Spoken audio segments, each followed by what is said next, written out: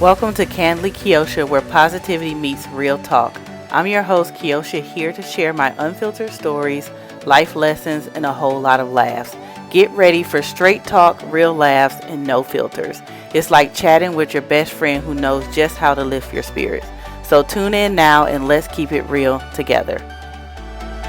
Hey you guys, welcome back to another episode of Kandidly Keoshia, where we keep it real, laugh through the chaos, and dive deep into everyday life lessons. I'm your host, Keoshia Kennard, and thank you so much for joining me for episode 3 of the podcast. All right, so if you've been rocking with me from the beginning, you already know what we're about. We're about straight talk, real laughs, and absolutely no filters.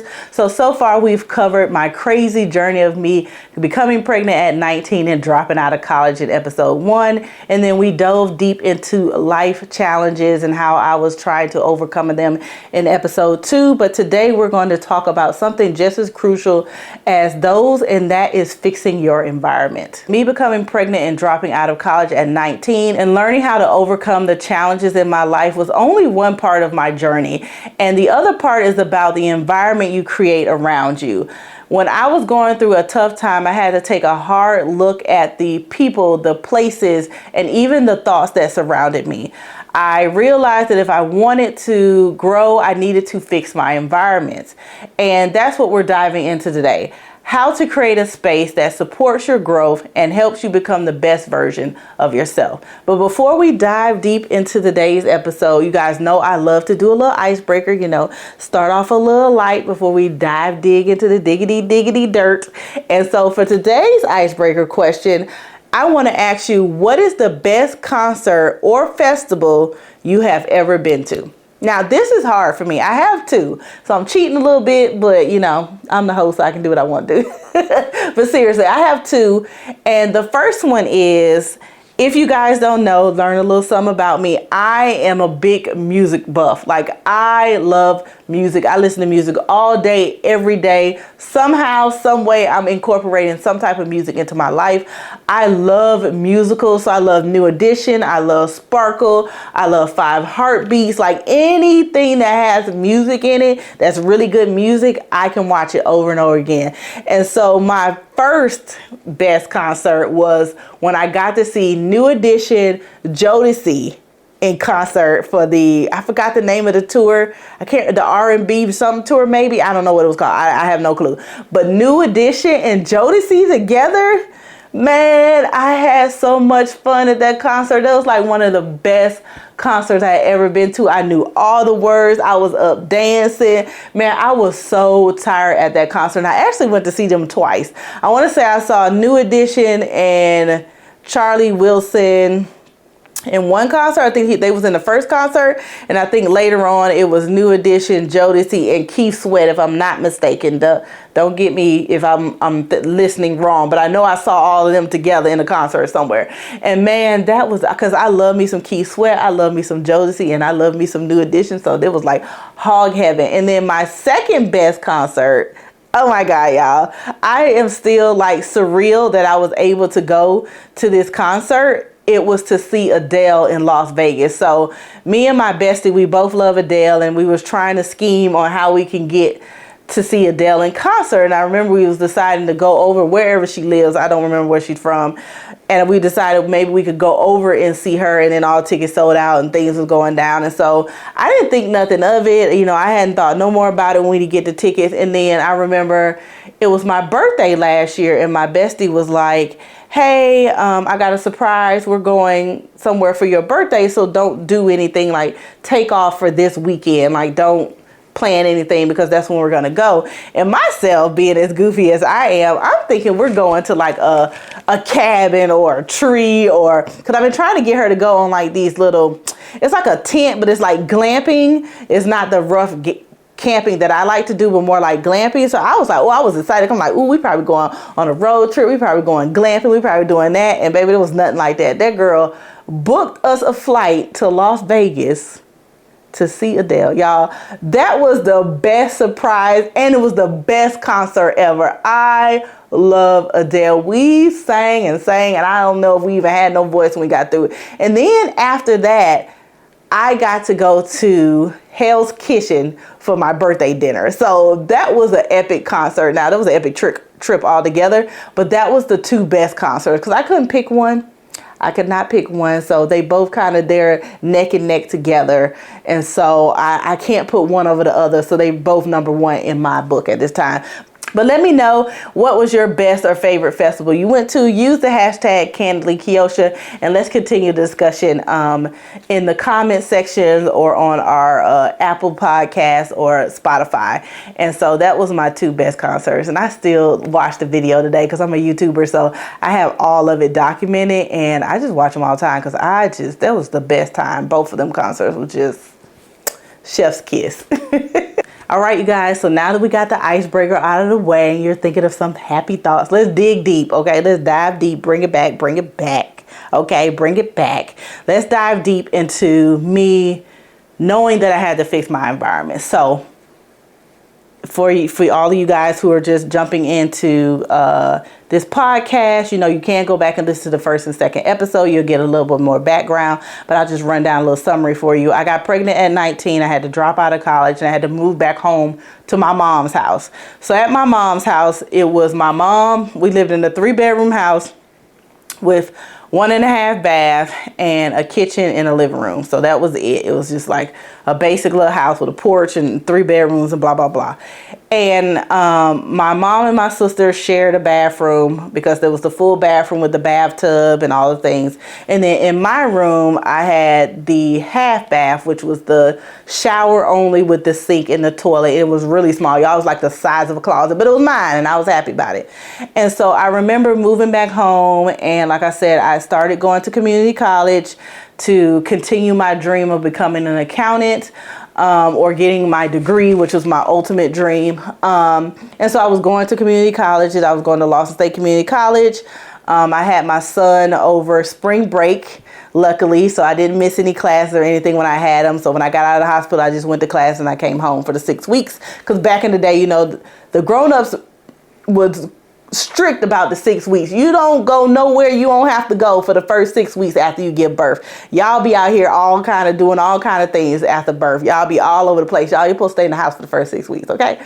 Just if you didn't know, now you know. I don't know if they got some new age stuff. I still believe in the 6-week rule. So I just went to class and I came home and I took care of my son and did all the things. So moving on and fast forwarding, I think I've gotten my degree in accounting.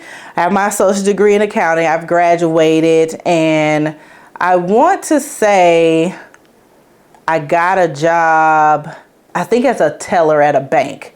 But I don't know if I had the job before I moved out or after I moved out. I can't really remember. But I do know that, living in a house with 3 adults is hard all its own.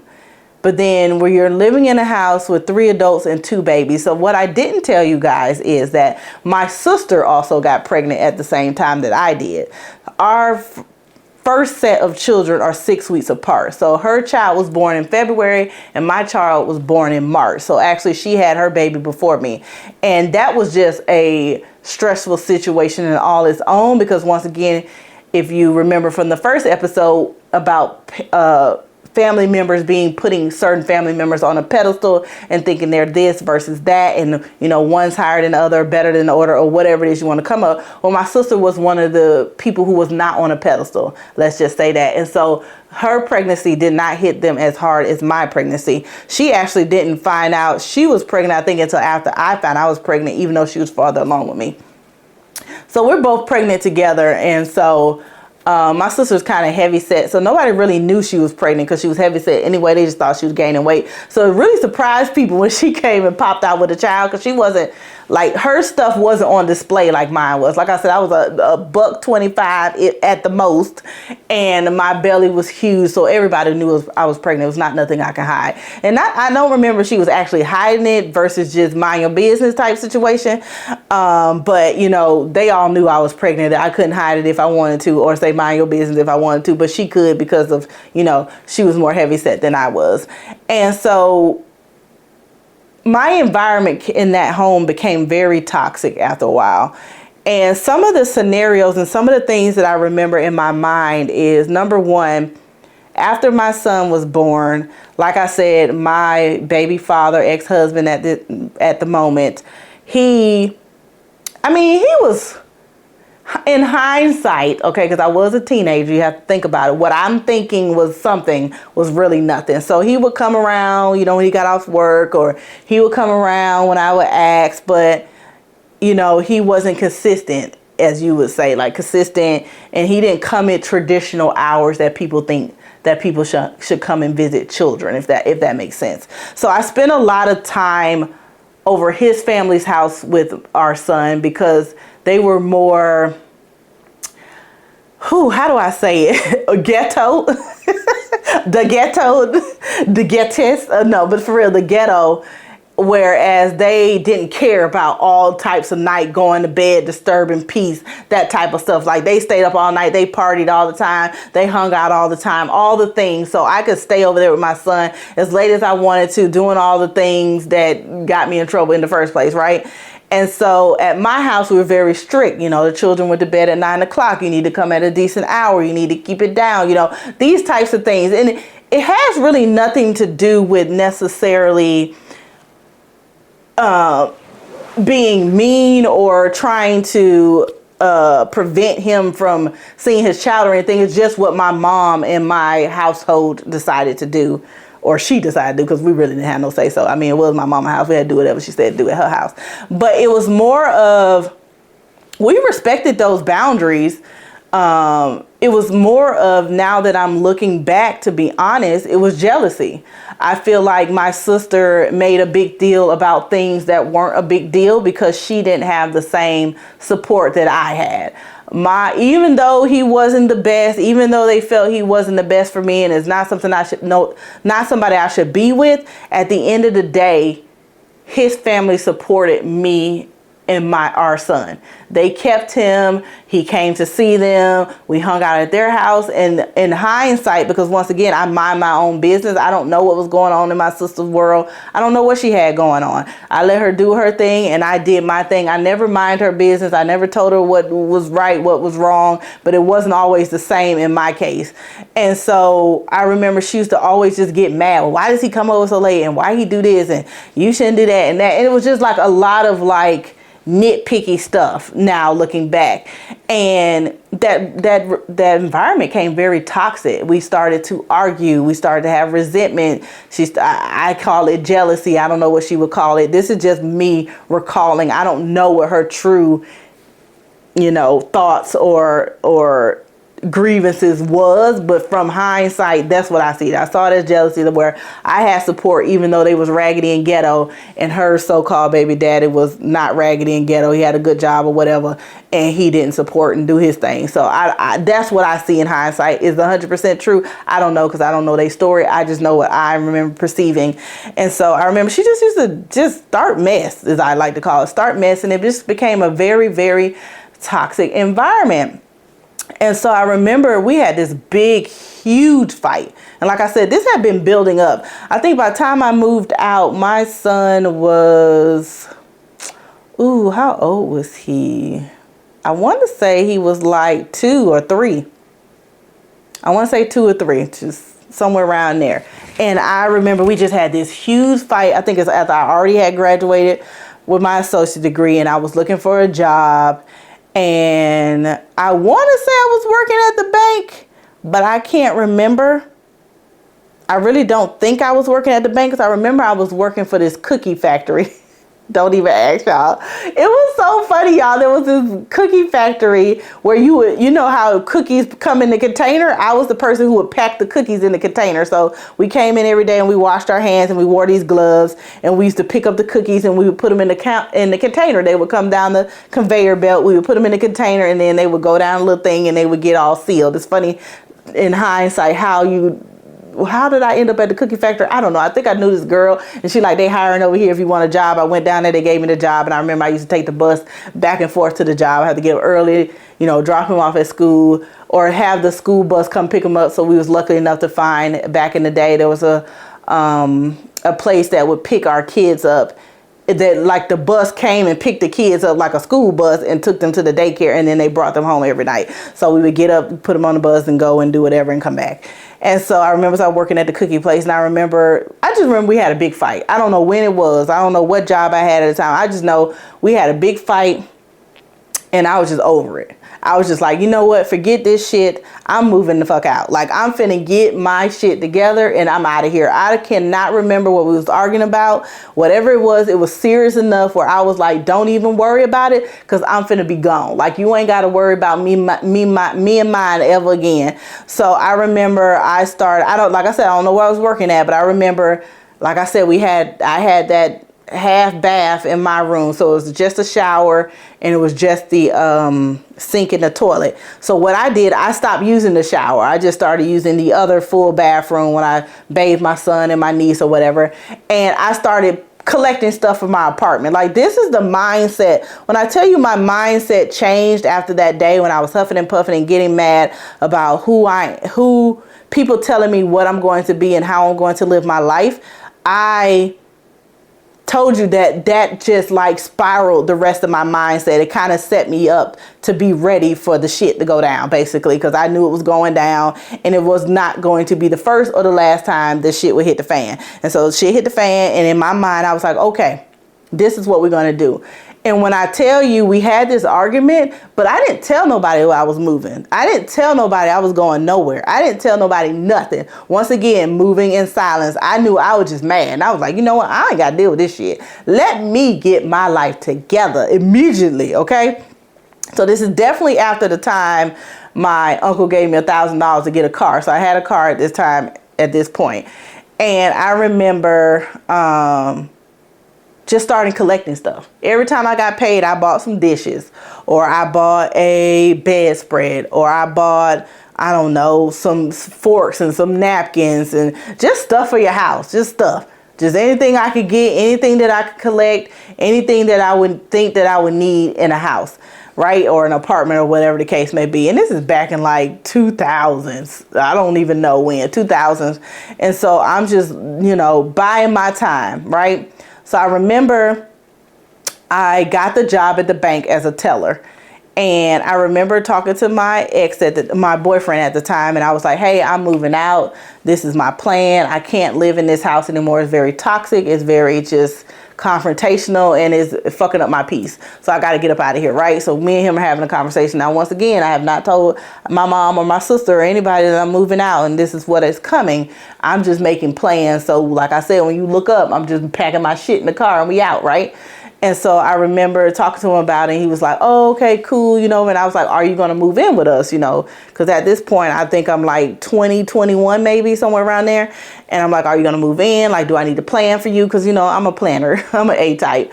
And he was like, no, I'm not going to move in, blah, blah, blah. I'm like, cool. Okay, I know what I need to do. I need to get at least a 2-bedroom, not nothing too big, just enough for me and my child to be able to pay all the bills by myself and be me, myself, and I, right? So like I said, I was working somewhere, but it wasn't somewhere that you needed to work if you try to get an apartment. So I had filled out to be a teller at a bank, and I had got the job. Now, I can't remember if I moved out before or after I got the job or close to the job. I don't really remember, but I remember I worked at the bank in this location because it was literally like 5 minutes from my house. So I feel like I had the job and then found the apartment later, but don't quote me on that. So it was like, y'all, we lived in the middle of the hood. Ghetto. Okay, ghetto. But it was like a 4-quad unit this guy owned. And y'all, let me take y'all, just listen to how much my rent was. Okay, we're in 2024 and y'all know how much rent costs, right?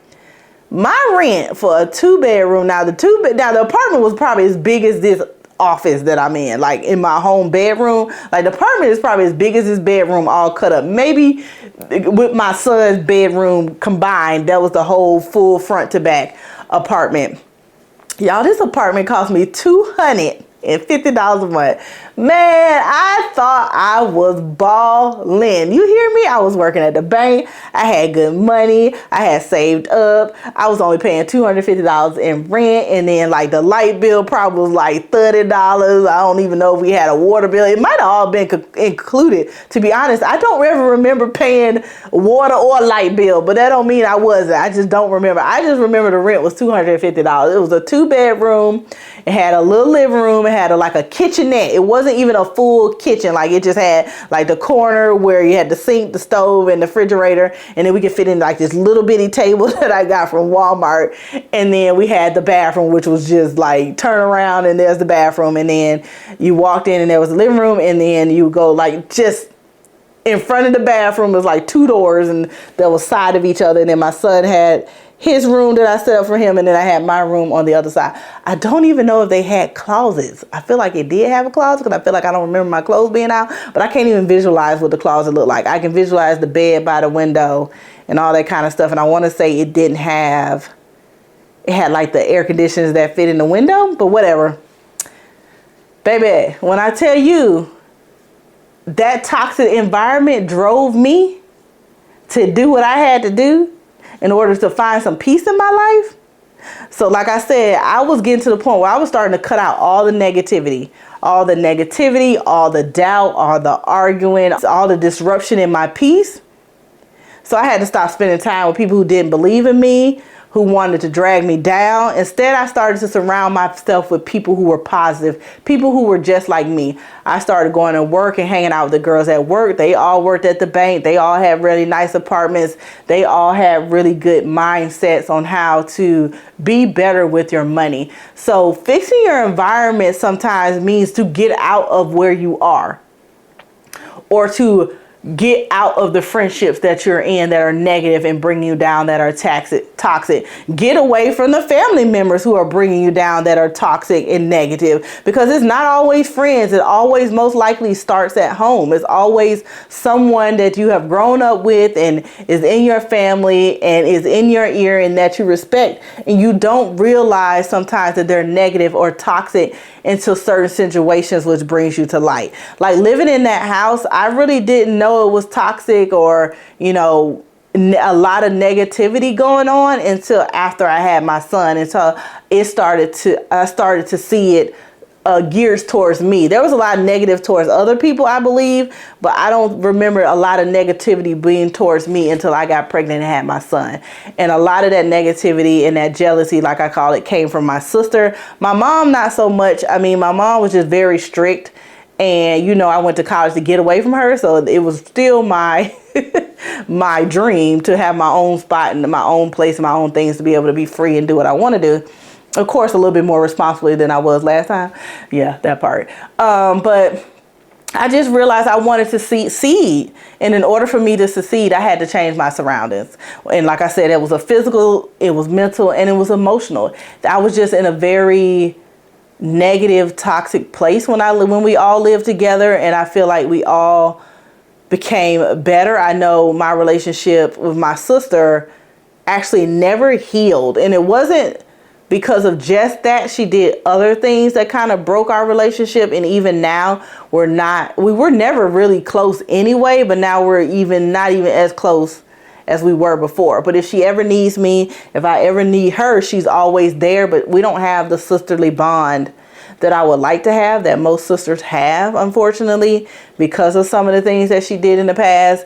And it's not that I can't forgive. It's not that I haven't forgiven her. It's just that, once you put that bad taste in my mouth, it's just something that's there. I love her to death. She comes over, we have family time, we have Thanksgiving, Christmas, whatever she wants to come. We doing all that. We laugh and we geeky all together, but there's still this like barrier between us that doesn't let us get here. And it's more on her side than it is my side. So there's that. And then me and my mom are actually a lot closer than we used to be.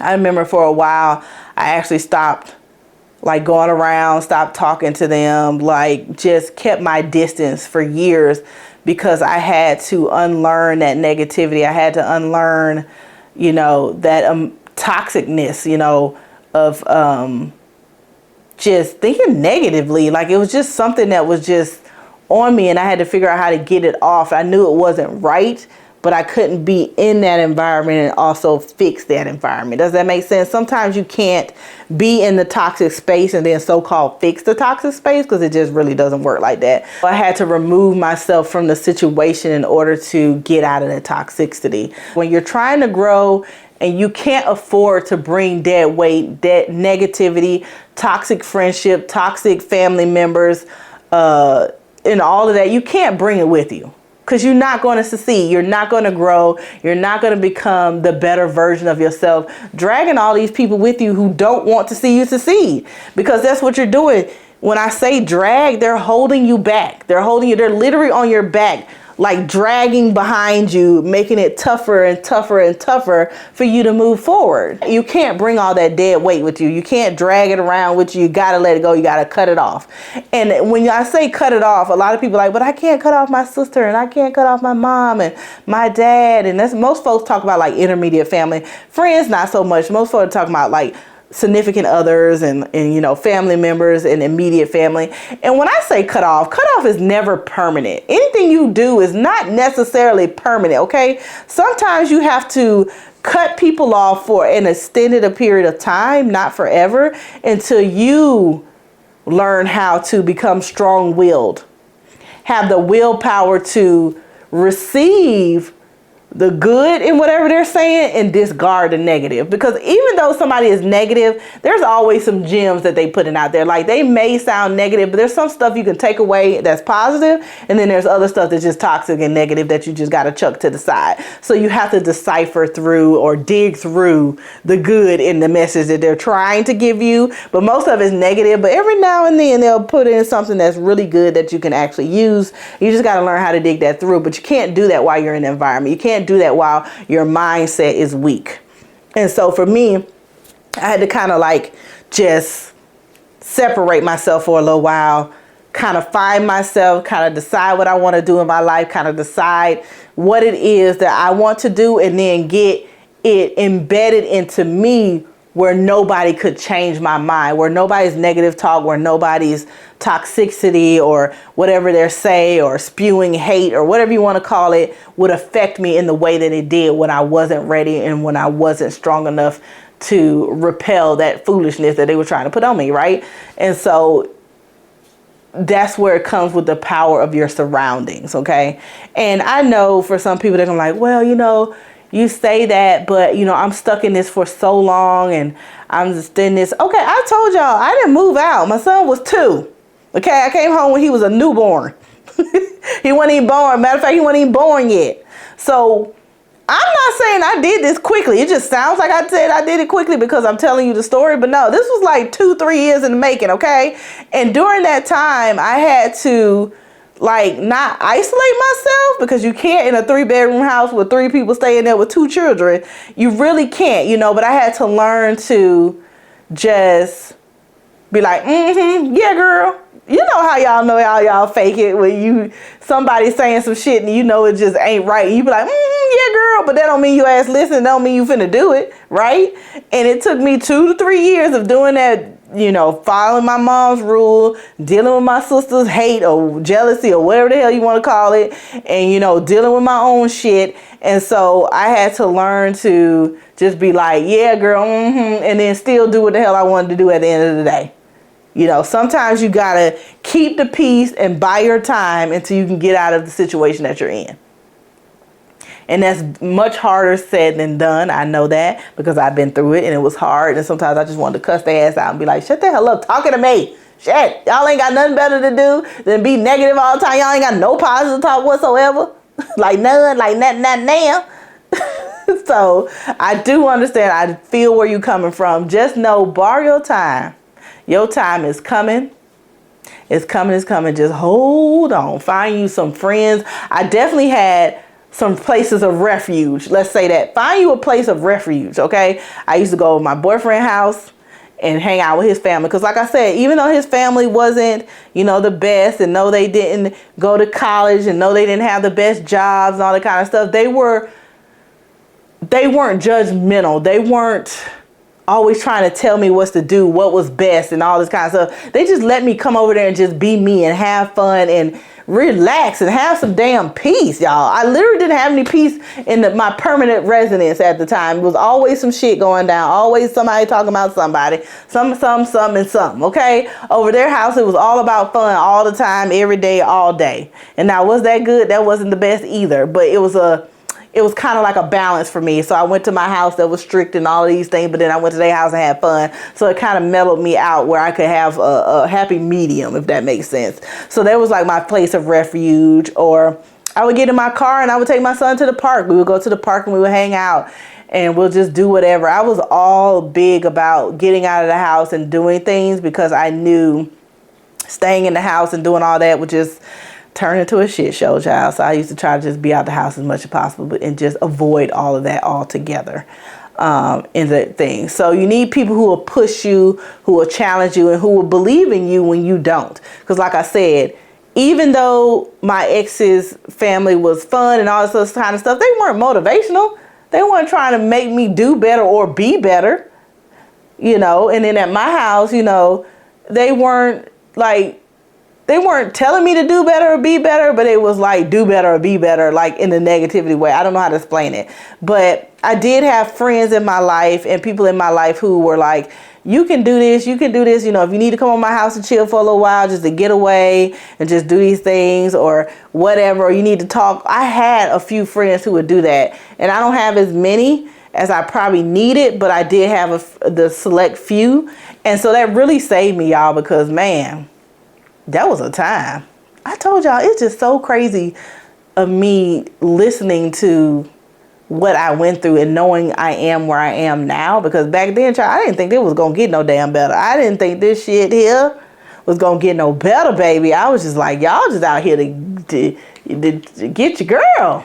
Y'all out here ready to, you know, get your girl, man, because I just didn't see no way out. I just like, is this my life forever? Like this toxicity, this negativity, this putting people, not necessarily putting me down, but it just felt that way. But I know that's not really what they meant. But you know how some people just don't know how to express themselves any other type of way. So it feels like a put down. It feels like a, you know, you ain't finna be shit type situation. And so it was hard. It was hard, y'all. Ooh, child. But I'm just happy for my refuge. Like I said, my places of peace, my mindset of knowing that I needed to get away, that I needed time to myself, a time with me and my child, away from all of the naysayers, all the whispers in the ears, all the things trying to tell you what to do. Because, you know, people love to just want somebody in this ear and then somebody's in this ear and then somebody's in your face and then somebody talking behind your back. Like, it's a lot. It's like a whole circle of negativity all around you. And when you have that every single day, child, it can become overwhelming. And you need a place of refuge. You need some friends. You need somewhere to go and just let all of that shit loose, baby. Just let it loose. Frustration, cry, scream, whatever you did. Because I did a lot of that. Okay, I did a lot of that because I'm a Scorpio, if y'all don't know. Okay, I'm a Scorpio and my attitude is off the chain. Like 38 hot, 0 to 100. Don't ask me. And the fact that I made it through that house without tearing that bitch up is all God in all places. Okay, because this shit could have went left with all the stuff that I went through in that house trying to be a parent to my child when you know you can't live with 3 grown adults because everybody want to be the parent. Be the parent of your child, right? Be the parent of your child. Like my mama can parent us, but don't tell me how to parent my child. Don't tell me what's best for my child. I do this. And I know that they all mean well and all that kind of stuff, but some stuff, you know, they don't mean well. They just try to tell you what to do. They ain't really trying to give you no advice. And even my sister would try to parent and tell me, I'm like, child, stay over in that lane with your daughter and I'll stay over in the lane with my son. And I was just never the one who just got into other people's business, but I feel like everybody was all up in my business, but I don't know why. But anyway, y'all, I could talk about this all day, all night, okay? So let's just get on into how we can fix our environment and some of the tips and tricks that I used to help me get through this tough time until I had borrowed my time to get out of the space that I was in or out of the toxic environment I was in into my own apartment and into a little bit more peace. And even that wasn't peaceful, but that's for another day. So like we said, Your environment is everything. It's not just about the people you're around, but also the spaces you occupy, the thoughts you entertain, and the habits you cultivate. If you're trying to grow, whether it's personally, professionally, or spiritually, you got to make sure your environment is aligned with that growth. And that might mean making some tough decisions, tough choices about where you should and should not be, who you should and should not hang around with, and where you should and should not go. It might mean letting go of relationships that no longer serve you, or even stepping out of your comfort zone to find new spaces that inspire and motivate you. So here's what I learned, y'all. Your environment can either be your biggest ally or your worst enemy. It can lift you up or tear you down. And the truth is, if you have the power to change it, you might not be able to control everything, but you can control who and what you allow in your space. And that's powerful, because when you create an environment that supports your growth, you're setting yourself up for success. So I made sure that I got out of that toxic environment in order to set myself up for success. Because if I would have stayed in that toxic, negative environment, I do and truly believe that I would not be where I am today. Because, you know, that starts to weigh on you, and it starts to drag everywhere you go. Like I said, like baggage is dragging behind you, and you can't see your way out, and then you start to drown in this negativity and these naysayers and all these things. So just know you have to be able to control your environment or your space, even if it's a bedroom with the door closed and locked at night, and you know, put on some music and kind of calm and bring yourself down, or meditate, or whatever it is you like to do. Sometimes, you know, you don't have the power to change your environment at that moment, but just strive to know that while I'm in this environment, while I'm in this place that I don't want to be, here's what I can do in order to, you know, reinforce what it is that I want to do, and to block out all the negativity and toxicity of that space. Now, I know that fixing your environment isn't always easy. Sometimes it means making hard decisions, and sometimes it means stepping out into the unknown, which is one of the things I did when I moved into my first apartment. I didn't know anything about apartments. I didn't know anything about, you know, getting a lease or signing it or anything like that, but I knew I had to get out of the environment that I was, so I stepped out into the unknown. And I was like, I'm going to get me a place. Like, I don't know how it's going to work out for my life. I don't know if it's good or bad. I did all the research I could do, but I knew I had to get out. But y'all, it was so worth it, y'all. It was so worth it. So if you're feeling stuck or stagnant, take a look around your environment. What can you change? Who can you move in and out of your life? Who can you hang around more? Who can you less hang around with?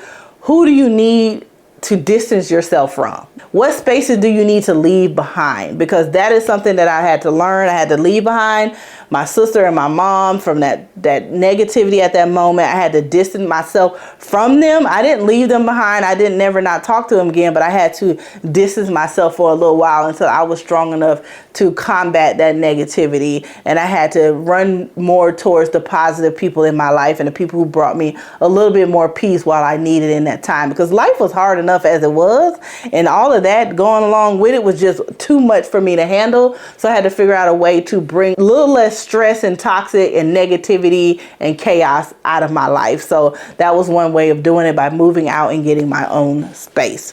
So here are a few things you can do to start fixing your environment. Evaluate your circle. First and foremost, take a hard look of all the people that you are hanging around and spending time with the most. Are they supporting your growth, or are they holding you back? And be brutally honest.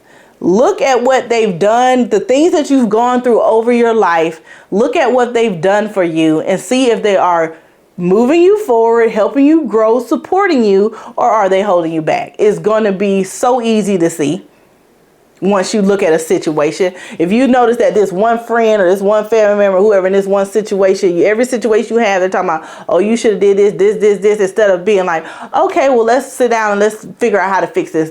Let's come up with a solution. Let's do this.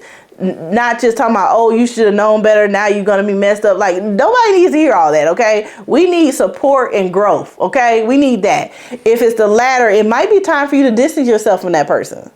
I'm not saying get rid of them forever in your life, unless you feel like they just really need to get rid of after you do your evaluation, or if maybe you need to distance yourself from them for a little while until you can build up the strength against that negativity that they have. Declutter your space. Y'all, your physical space is also something that can hinder your growth. For me, I remember a couple of years ago, and this has nothing to do with the story of me getting pregnant at 19, but a couple of years ago, I went through a divorce and I just felt weighed down whenever I got home. I felt weighed down and I felt so heavy and so sad and so depressed. And I remember doing this research about, I was like, why do I feel this way every time I get home? Like every time I come to the house, I don't feel any better. Your home is supposed to be your sanctuary. It's supposed to be the place where you have peace and quiet most of the time. If you got children, good luck with that. But I started digging in and I started looking, and it was like, is your space cluttered? Do you have too much shit? And the answer was yes. Y'all, I had so much stuff and I'm still cleaning it out to this day. Okay. But that's a story for another day. But your physical space plays a huge role in your mental space. If your space is cluttered, your mind will be too. Take some time to clean up, organize, declutter, get rid of things that you haven't looked at, used, even thought about in years. Y'all, I had stuff in boxes that had dust that had been sitting there since the day I moved in here. I didn't even go through the box. I picked it up and I put it in the Goodwill pile. Because I just knew when I opened it up to see what it was. Like, it was a bunch of decoration. That was paperwork. I didn't do that. But if I open it up and it's like pencils and decoration and pictures and stuff that's not like family pictures, just pictures like you decorate your house with, I knew I wasn't going to use that stuff. I ain't thought about it in years. It ain't even my style anymore. Declutter, y'all. Get rid of it. You'll be surprised at how decluttering your space will definitely help your mental state and will help you fix your environment. Because sometimes you may not be able to, like I said, get out of the space that you're in, control the space that you're in by moving out and going somewhere else, but you can control your immediate space. You can have a nice room that's zen, just very calming, very cooling. Like my master bedroom right now is very calming. I love my master bedroom. When I go in there, I want to feel like I'm in a luxury, spa or something. Like my bed is calm, my room is clean. I have nice thing. It smells good. It looks good. And that just makes me feel good every time I go in there. And that's kind of how I keep, even if my home and my office and the kitchen is chaos, if I go into my room and it's just clean and serene and nice, then it just instantly a mood booster. Just instantly a mood booster. So if you need to declutter your space, go ahead and fix your space. And the next thing you can do is monitor your thoughts. I've talked about this before. Monitor what you're letting into your thoughts. Like I said, people who spew a lot of negativity to you, it will eventually seep into your thoughts, into your mind, and you'll start to believe it, and you'll start to think, oh, this is this, and oh, that is this. Start replacing those negative thoughts with positive affirmations and watch how your mindset shifts. Like, I'm not really an affirmation person. I don't get up every day. And what's some of the affirmation I hear people say? I am a beautiful woman and I will have a great day today. I don't do that. Now, if you do that, power to you. I'm not really an affirmation person. I'll get up and I'll pray. I'll get up and I'll say, Keoshia, you're not going to do this today. You're not going to do that. You're going to be mindful and all this stuff. But I don't really say affirmation. But if that's your thing, do it. If you like to meditate, do it. If you like to pray, do it. Whatever it is that you need to monitor your thoughts and to correct those negative thoughts, do you, boo. Okay. Remember, this is a journey for you. It doesn't matter what anybody else is doing. Whatever helps you is what you do. So like I said, if affirmations in the morning help you, if meditation helps you, if praying to God, Jesus, or whomever you believe in helps you, do it. Listen to music. Sometimes I have to get up in the morning and I have to listen to some music just to get me in a better mood, to uplift my spirits, or whatever the case may be. Do whatever you got to do to change and monitor your thoughts. So the next thing is to seek out positive spaces, whether it's online communities, new social circles, or physical spaces like a park or a library. Find places that inspire you and make you feel good about yourself. Surround yourself with positivity and watch how it influences your growth. So for me, I'm in a book club. And I love it. It is such a positive place. It's a bunch of Black women talking about books and having really good conversations. And we have really good, conversations, and we're very uplifting, and we celebrate each other. And it's such a good, positive environment for me to have. So one of the best things I've ever done is join this book club. I'm very much a loner. I'm very much an introvert. I like who I like. I hang around who I hang around. And what I like about my book club is that it gets me out of my comfort zone. And it helps me be in a positive space outside of my house, because I'm such an introvert. I don't have to talk to nobody for a long time, right? But it makes me do it. And it makes me fellowship with other positive women. We have lawyers, we have nurses, we have what else? Finance people work at like Alabama Power. Like, we have all walks of life in our book club, and everybody's at different level and different stages in their life. And it's such a great place, and I absolutely love it. So look for you some positive spaces to get into. So like I said, a book club, a church group, or, whatever it is you can find. I don't know, a sewing group, sewing classes, pottery class, take ballet, whatever it is you need to do. Find you some positive space you can go to. Even the gym. Gym's a positive space. Work off them frustrations. Work off them negative thoughts. Work it out, child. Like I said, when I was in a tough time, I got out of my environment. I started surrounding myself with people who were in the same place that I was in, or doing better to motivate me to do better. Other young moms who were hustling and having a harder time. Other young women who like to read or do whatever. Other people who were in college and also wanted to succeed in life, to connect. And I lifted them up and they lifted me up, and we held each other accountable. And that's the kind of environment that's invaluable when you're trying to grow. So you definitely need these type of people in your life, in your space, in your environment. All right, you guys. So today we talked about the importance of fixing your environment. How the people, places, and thoughts you surround yourself with can hold you back or move you forward. Remember, you have the power to create an environment that lifts you up and helps you become the best version of yourself, because that's the end of the day, that's what everybody's trying to do. So if today's episode resonated with you, please subscribe, rate, and review the podcast. Your support, of course, means the world to me, and I love to hear how you are fixing your environment. Use the hashtag KANDIDLYKEOSHIA to start a conversation in the comments. Share your thoughts with me on social media, and let's keep the conversation going. Next time on Kandidly Keoshia, we're going to dive into our next topic, which is how to forgive and why it's the most important tool for growth. Y'all, forgiveness isn't just about letting go. It's about freeing yourself to move forward. You won't want to miss this episode, so make sure you guys tune in. Thanks so much for hanging out with me today. So remember, keep it real, keep laughing, and keep growing. Also remember that your environment is the most important foundation, so make sure you are in an environment that will help you grow. So I hope to see you guys in the next episode. Bye.